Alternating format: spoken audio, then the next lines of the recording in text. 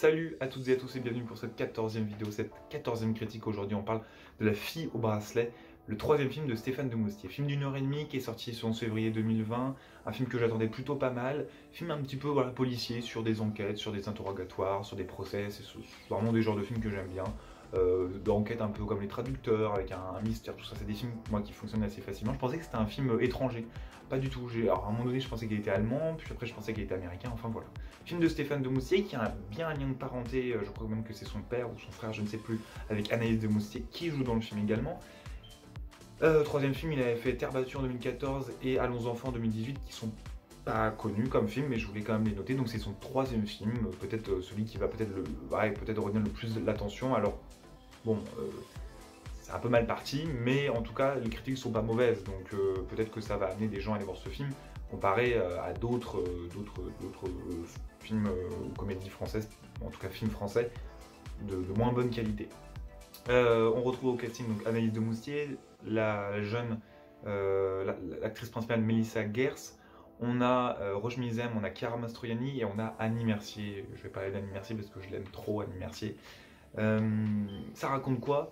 C'est le personnage joué par Mélissa Gers qui est accusée du meurtre de sa meilleure amie, et on va faire un bond de 2 ans dans le temps, et en fait on va suivre le procès puisque elle a un bracelet électronique, elle a été autorisée d'être en détention provisoire, mais après effectivement elle est en domicile mais avec son bracelet électronique.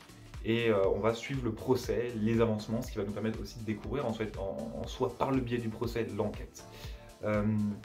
C'est assez mal équilibré comme film parce qu'il y a des choses très très bonnes, mais en fait c'est un film qui est assez lambda, assez classique, mais pourtant qui a des idées extrêmement innovantes à côté. Je vais parler de beaucoup de choses qui sont très très intéressantes, surtout au niveau de la mise en scène, je trouve, de mon point de vue, qu'il y avait de très très bonnes idées, j'en parlais.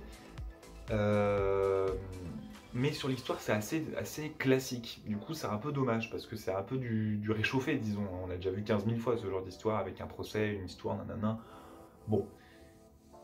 Alors, je vais faire un comparatif avec plusieurs films pour certains points. Ça me paraît toujours très important de faire des comparaisons pour vous montrer un peu le point que je veux appuyer. C'est assez vain comme film parce qu'on n'a pas vraiment de fin. Alors il y en a une, mais c'est pas ce qu'on veut. C'est plus un film sur l'acquittement ou non de ce personnage-là, et pas sur une résolution à 100 000% de ce film-là. Et de cette enquête-là. Il n'y a pas de meurtrier, il n'y a pas de, comme je dis, de résolution à 100 000% de l'enquête. Mais en soi, c'est pas vraiment dommage. Parce que on s'attend pas vraiment à ça. On sait que c'est un film sur l'acquittement ou non par le biais du procès. Donc il n'y a pas une enquête comme s'il y avait un mystère, etc. Qui nous mettait en tête qu'on allait avoir une réponse finale à la fin à 100 000%. Je comparais ça à Three Billboards, Les Panneaux de la Vengeance, que j'ai détesté. Enfin, j'exagère un peu, hein, il y a de très très bonnes idées. Mais vraiment, j'ai pas aimé parce que c'est ce genre de films qui sont très vains. C'est-à-dire qu'on nous fait un patatras pendant quasiment 2 heures, on nous fait une enquête, etc. Le point de départ du film, c'est même une enquête en fait. Et donc, à la fin, on nous donne aucune réponse. Et je me dis, mais c'est quoi l'intérêt, sérieusement? Alors que là, le postulat de départ, il nous dit, on va suivre le procès. On s'en fout du reste. Est-ce qu'elle est acquittée ou non? Est-ce qu'elle est coupable ou non? Voilà. Il n'y a pas vraiment de réponse à 100% dans l'enquête. On ne se lance pas dans l'enquête, on n'est pas surpris de ne pas avoir cette réponse finale à 100 000% comme je vous le disais. C'est pas vraiment dommage, parce qu'il n'y a pas d'attachement au personnage en soi, hein. C'est vraiment très particulier, c'est le procès, c'est-à-dire que c'est un film d'1 h 30, on a 1h10 du film, vraiment très intéressante, parce que c'est vraiment 1h10 de film où on est dans le tribunal. Ce qui est intéressant aussi, et ça m'a fait penser un petit peu là pour le coup à The Guilty, parce qu'on n'a aucune image de la victime, on n'a aucune image de ce qui s'est passé en fait, on nous reconstruit rien, et c'est assez intéressant parce que du coup ça nous fait jouer nos sens, et on s'imagine tout en fait ce qui s'est passé. Et c'est assez intéressant ça. Alors c'est pas un travail exceptionnel, c'est pas comme si c'était un effet de narration et une mise en scène incroyable, mais c'est intéressant parce que du coup c'est des choses qu'on voit pas toujours, généralement dans ce genre de film, on essaie de nous montrer un petit peu, vous savez par exemple dans À couteau tiré, on nous montrait un petit peu des flashbacks, etc. Là on n'a aucun flashback, c'est à nous d'imaginer, et c'est assez intéressant aussi pour se fondre et s'investir dans le film. Je vous disais, pas d'attachement au personnage. Ce qui n'est pas vraiment dommage par la forme du film, en fait, c'est assez, voilà, c'est l'acquittement ou non, on nous présente une enquête, on n'est pas vraiment très attaché au personnage, c'est pour ça qu'il y a aussi une ambiance très particulière, hein, et je l'ai mis aussi, effectivement, il y a un parti pris de faire un procès, de nous montrer le tribunal pendant plus d'1 heure. C'est assez intéressant ce parti pris, parce que ça peut paraître très monocorde, très chiant, mais c'est extrêmement captivant, les dialogues sont très bien ficelés, c'est ça qui est aussi la force du film, c'est vraiment les dialogues sont très bien ficelés, c'est très intéressant, tout est lié à cela. Même effectivement, il y a une ambiance dans cette salle, enfin, dans cet auditoire, dans ce palais de justice. C'est assez intéressant cette ambiance qui est mise en place avec, du coup, on est captivé par les dialogues et on imagine aussi effectivement par les détails qu'on nous donne. On imagine les scènes, on imagine ce qui s'est passé cette soirée-là, ce jour-là. Et ça, c'est intéressant, effectivement. Je voulais parler de quelques éléments aussi de mise en scène. C'est vrai que la musique au début du film, je l'ai trouvée très bonne, notamment dans le générique, le début du film. C'est pas vraiment le générique, mais c'est le début du film. Oui, c'est le générique. Hein. C'est assez intéressant parce que la musique est très bonne, vraiment, je l'ai trouvée vraiment très bonne. Alors c'est pas non plus un énorme travail, mais c'est intéressant parce que j'ai l'impression que depuis, alors je me focalise beaucoup sur la musique ces derniers temps des films, parce que voilà, les études de cinéma font qu'on commence à développer un esprit critique sur plein de points différents, la lumière, les couleurs, le montage, etc., les mouvements de caméra, etc. Et c'est très bien. Alors, quelquefois c'est à double tranchant parce que c'est d'autant plus compliqué de trouver des films qu'on apprécie et qu'on se dit ah peut-être que les films les plus anciens sont mieux. On a toujours dans les études de cinéma faut voir les classiques anciens parce que c'est toujours mieux que les boosts qu'on nous fait ces derniers temps. Alors oui et non parce qu'effectivement il y a aussi un savoir-faire qui s'est développé au fur et à mesure des années, mais malheureusement tout le monde ne s'approprie pas ce savoir-faire-là. La musique là, elle est bonne, elle est adéquate à la situation du film, mais elle n'est pas naturelle. Je ne la trouvais pas naturelle. Je trouvais qu'elle était amenée, mais vraiment comme ça, on la balance. Et ça c'est dommage parce qu'elle est bonne, mais elle n'est pas amenée d'une façon naturelle, elle est amenée en gros paquet comme ça, à des petits moments, c'est dommage. J'ai noté aussi les très beaux plans. Alors c'est un peu particulier la comparaison que je vais faire. Je vais la faire avec le film de Dario Argento, Suspiria.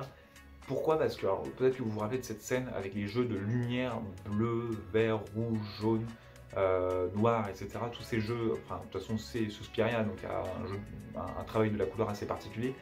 Ce qui est intéressant avec ce film-là, La fille au bracelet, c'est qu'on a aussi des jeux de tonalité, de couleurs, mais qui ne paraissent pas comme Dario Argento dans le symbolisme, parce que Dario Argento dans Suspiria, sur certaines scènes que moi j'ai étudiées en cours, mais dans le film en général, il y a effectivement, c'est très exubérant, voilà, vous nous montrez le symbolisme, faire passer des messages connotés, mais là c'est assez intéressant parce qu'on a des jeux effectivement en fonction des lieux, et puis même au niveau des mouvements de caméra en général, si on retire la dimension des couleurs, les mouvements de caméra sont très jolis et bon, c'est pas exceptionnel, mais on a aussi ce jeu entre l'éloignement et la proximité des personnages, des parents à leur fille, via aussi le procès, via le tribunal. C'est assez intéressant ce travail-là, je l'ai trouvé très intéressant. Je voulais terminer par 2 points qui me paraissent très intéressants. C'est les acteurs, parce que c'est un film à acteurs hein, particulièrement. C'est un film à dialogue avant tout, à ambiance et à dialogue. Parce que le scénario n'est pas incroyable, mais les dialogues sont très bien ficelés. J'ai pas trouvé que Chiara Mastroianni et Roge Mizem, Melissa Gers, elle joue très bien. Il y a un jeu effectivement où on se pose des questions, on est relativement en doute et c'est très bien joué. Chiara Mastroianni que j'avais vu il y a pas très longtemps dans Chambre 212 de Christophe Honoré, j'avais trouvé très bonne. Mais là, bon, j'ai trouvé ça en retrait comme Roche Mizem, mais en soi, c'est aussi le rôle qui fait que. Après, ils sont bons. Hein. Je voulais quand même noter la prestation de Annie Mercier, que j'avais pas vu depuis très longtemps, cinéma, télé, tout ça, j'avais pas vu depuis très longtemps. Elle est excellente avec sa voix grave qui nous imprègne pendant le film, c'est fascinant.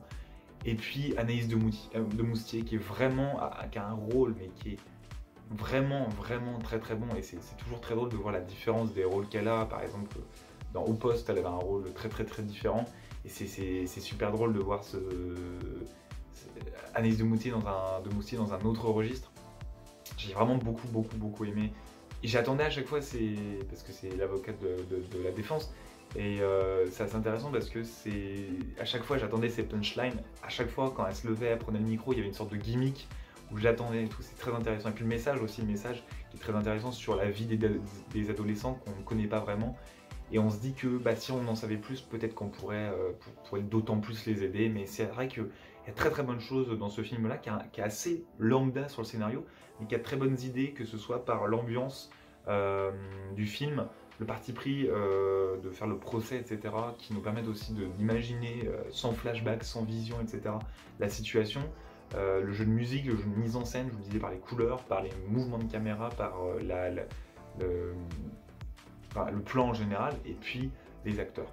Je vous encourage très sincèrement à aller voir ce film-là, c'est vraiment un bon film, c'est pas un énorme film, comme je vous le disais sur le scénario, mais il y a très très bonnes choses, et de très bonnes innovations, et très bonnes idées qui sont proposées dans ce film-là, qui me paraissent très intéressantes à aller voir. Je sais pas si les autres films au cinéma vous donnent tant envie, mais celui-là, je peux vous le conseiller. On parlera bientôt de Birds of Prey, de Dr. Dolittle et d'autres films. Et pas de soucis. Je vous retrouve pour une 15e vidéo très bientôt. Je vous embrasse, aimez, commentez, partagez la vidéo, rendez-vous sur Twitter.